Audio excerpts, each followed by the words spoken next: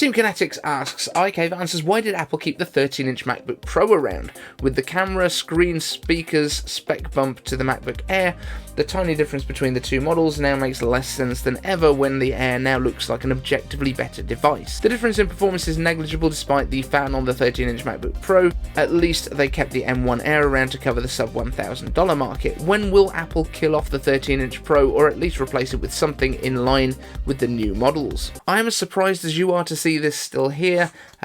Believe me, I really don't understand why it exists. We talked in the past about the potential for removing the touch bar, giving it, maybe even taking away the backlight from the keyboards and making the MacBook the base level that goes at that $1,000 price with M2 inside. Apparently that's not the case either.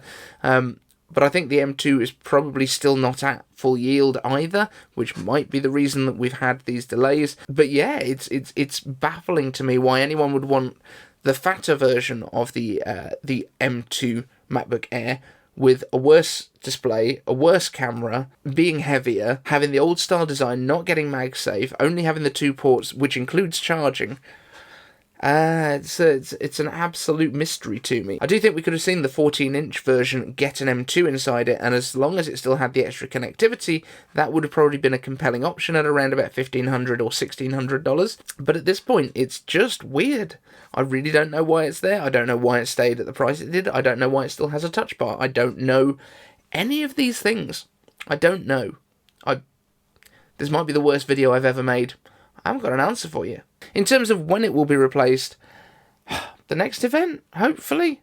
Don't think it will, but maybe. Maybe they've just got loads of those unibodies knocking around that they still need to sell because nobody bought the M1 with it compared to the MacBook Air.